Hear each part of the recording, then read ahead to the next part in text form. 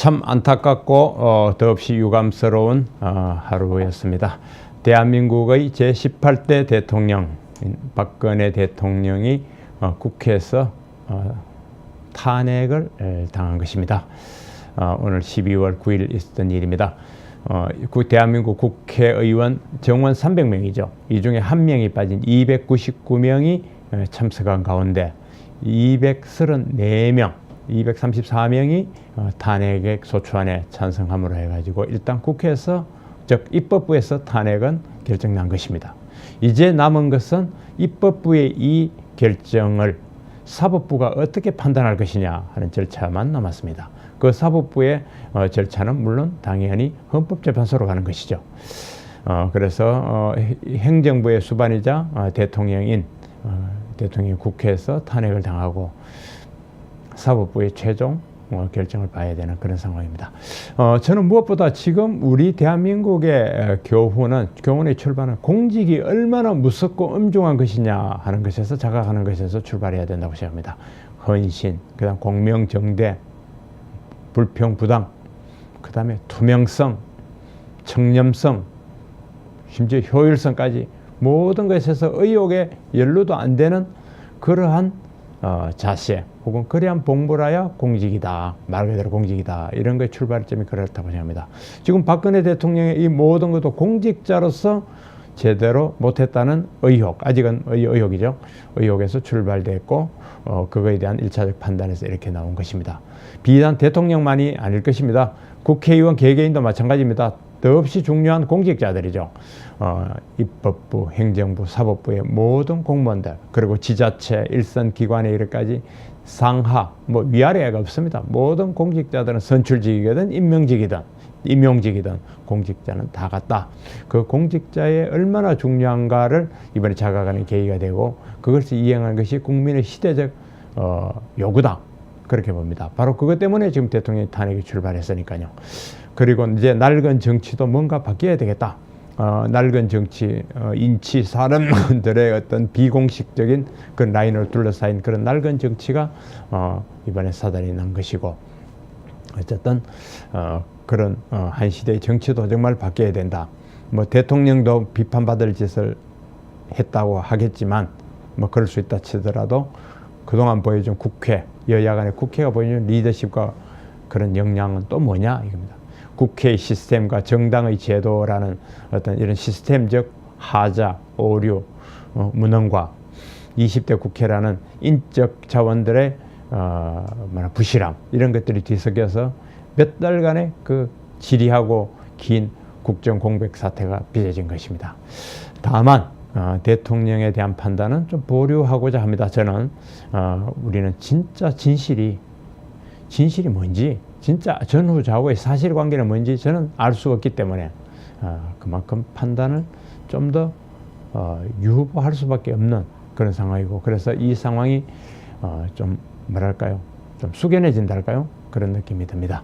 도도하게 이어질 대한민국의 역사는 오늘의 이 상황을 어떻게 받아들이고 어떻게 판단해서 어떻게 기록할 것인지 생각해 보면 그것도 참으로 무서운 일입니다. 어쨌든 우리가 탄핵이라는 것은 12년 만에, 즉 국회에서 대한민국 헌정사 두 번째 가결이 됐지만 노무현 당시 탄핵 때는 헌법재판소가 잘못됐다 해서 대통령의 지위를 돌려줬고요. 이번에 헌법재판소는 어떻게 하는지 모르겠습니다. 어쨌든 다만 중요한 것은 이제 남은 것은 헌법에 따른, 법적 절차에 따른, 법적 준수에 따른 절차적 민주주의에 의한 그런 것이 되어야 할 텐데, 그동안에 상기된 광장으로 밀려나온 상기된 다중들과 거기에 편성한 일부 정치권, 특히 야당들은 과연 헌재의 차분히 맡기고, 즉 사법적 뒷마무리를 맡겨놓고 국정의 정상화, 조기 정상화, 국정의 공백을 없애기에 과연 나설 것인가, 그렇게 보여집니다. 그것이 앞으로 우리 대한민국 미래 선진한국, 이를테면은 민주주의, 참된 민주주의 대한민국, 인류국가 한국, 이런 것을 결정할, 이제부터가 달렸다 해도 과언이 아니라고 봅니다. 국정의 조기 정상화다 그렇게 달렸고요. 법적 절차를 따르는 것이냐 아니면 그동안 탄핵 전부터 나왔던 조기 퇴진 하야 이런 소리를 계속 내보낼 것이냐 또 일부에서 그런 소리가 나오더라도 정치를 편성해서 법이 없는 길을 가자고 할 것이냐 이런 것들이 굉장히 중요한 상황이다. 중요해졌다. 그렇게 보여집니다. 다른 뉴스 다 생략하고 바로 지면도 뭐 대부분 이거 탄핵과 관련된 얘기 앞으로 어떻게 되는 것이며 그 다음에 대응은 어떻게 하는 것이고 황교안 체제는 어떻게 할 것인가 정치권의 반응이 무엇이냐 이런 걸로 12월 10일자 지면을 가득 채웠습니다. 쭉 큰 제목 위주로 읽어보는 걸로 하겠습니다. 보시겠습니다. 한국 경제에서는 박 대통령 탄핵안 가결 이제는 민생이다 이런 제목을 달았습니다. 분노한 촛불 민심에 헌정사상 두 번째 탄핵이 나왔고요. 헌재에서 180일 이내 심판한다.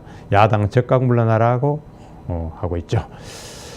234표의 찬성 외에 반대가 56표 나왔고 기권이 2표 나와서 무효가 7표 나왔습니다. 요걸 합해보면 전체적으로 범반대 부정적이라고 해야겠죠. 이렇게 됩니다. 박 대통령 목소리 국민 목소리 받들겠다. 청와대에서 국무위원 간담회를 했고요. 사회를 한 정세균 씨 국회의장도 직접 표를 한 표 행사했습니다. 경제가 백척간두다 나라 안정에 힘모자 이런 메시지를 던졌네요.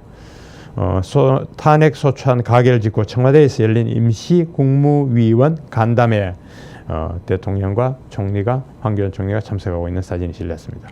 이면 박 대통령 탄핵 가결 후 국무위원과 간담회 아까 사진 나왔죠? 거기 사진에 국정 잘 챙겨달라.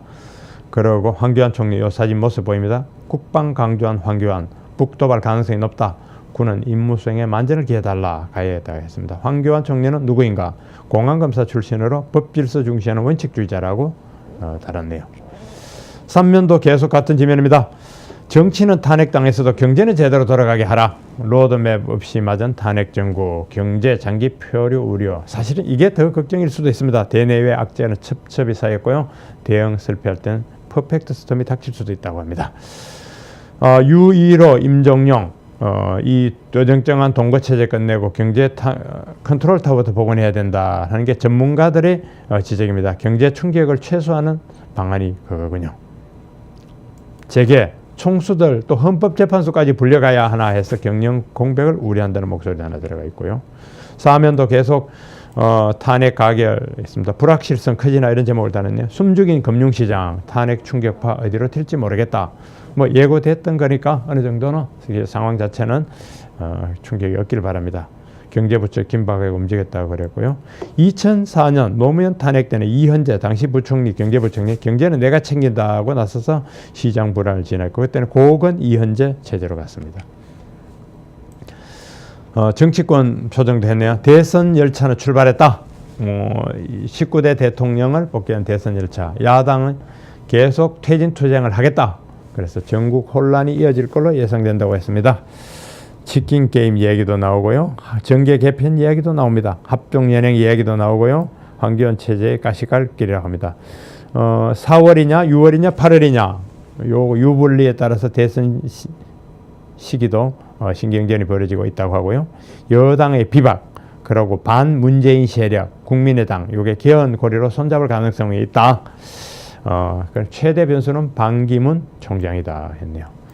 비박 인적 청산해야 된다. 코너에 몰린 친박들이 코너에 몰렸다고 합니다. 새누리당 내에 탄핵 후 폭풍했네요. 추미애 대통령 물러나라.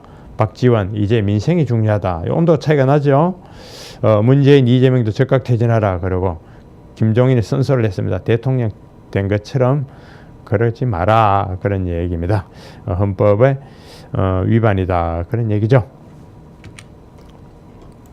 헌법재판소는 어떻게 될까요? 노무현 탄핵 때는 63일, 2달 정도 걸렸습니다. 이번에는 재판관 2명의 임기, 박한철 소장하고 이런 이 재판관 이 2명의 임기가 변수고요. 특검 수사가 변수입니다. 탄핵을 헌법재판소도 근거가 있어야 되니까 특검 수사를 보고 할 것이라고 합니다. 헌법재판소 탄핵 심판 절차와 쟁점 이렇게 했네요. 앞으로 박한철 소장 헌법재판관으로 한 표를 행사할 텐데 53일 남았어. 이러면 퇴임 전에 결론 날 수도 있다 그러고 내년 3월까지 늦어지면 7명이 박한철 등 2명 박한철 또 누굽니까? 이정미 이 두 사람이 빠진 7명이 결론을 내게 된다 이런 얘기고요. 전문가들 얘기는 그렇습니다. 헌법 법률 심각한 위반 사례라고 하고 또 정황 증거로만 판단 안 할 거다는 얘기도 합니다. 재판관 6명은 보수, 3명은 중도 진보, 정치 성향은 제각각이다고 했네요. 거리의 촛불은 어떻게 될까요? 8면입니다. 거리의 촛불이 처음 2만 명에서 200만 명으로 늘어나서 판결했다 이런 얘기 있고, 외교 안보 라인은 한미 현안도 많다 하는 얘기. 뭐 탄핵 가결은 해외 언론도 긴급 뉴스로 편성, 뭐 당연한 얘기죠. 되돌아본 박근혜 정부 3년 10개월, 인사파동, 세월호, 메르스, 최순실, 바람잘 날 없던 3년 10개월. 바람잘 날 없던 박근혜 정부이기도 하지만 바람잘 날 없던 대한민국이기도 합니다. 뭐 세상 보지 않겠습니다. 국제면 그래도 10면에 지금까지 1면부터 9면까지는 전부 다 이 탄핵 얘기를 썼고요. 10면에 국제면 만들었습니다. 미국과 EU 제재도 독일 기업들이 러시아로 간다. 독일 기업들은 러시아에 가는 게 기회가 있다 그런 거죠. 폭스바겐, henkel 등 생산 공장 신설했고요. 중국보다 러시아 인건비가 더 싸다고 합니다. 루블화가 폭락되면서 그런 얘기. 내년도 세계 경제에 뒤흔든 그레이스완 그런 얘기. 트럼프 사업에서 자기 사업에서는 손 뗀다. 트럼프 노믹스로 미국 일자리 되찾는다고 쉽지 않다 그런 얘기. 영국 가스 공급망 중국 자본 등에 팔린다 이렇게 얘기입니다. 반도체 굴기에 제동 걸린 중국, 독일 기업 인수 포기. 중국이 독일 기업을 인수하려고 했는데 여기 쉽지 않나 봅니다. 독일에 나름대로 브레이크가 됐고요. 다른 기사는 뭐 읽어도 크게 눈에 들어오지 않죠. 어떻게 보면은 탄핵이라는 큰 사안이 있기 때문에 그런 것 같습니다. 뭐 하나하나 드리고 싶은 얘기는 많지만 오늘은 이 정도로 하겠습니다. 마침 주말입니다. 차분하게 한번 돌아보면서 상황을 차분하게 응시하면서 또 미래를 냉정하게 보면서 보면은 다 해법이 나옵니다. 법에 따른 어떤 민주주의, 법 절차를 존중하는 민주주의면 다 길이 잘 풀릴 것이다. 주어진 조건, 이 아주 험하고 정신없는 유리없는 이 조건이었어도 어쨌든 우리는 미래로 나아갈 수 있을 것이다. 그렇게 생각해 봅니다.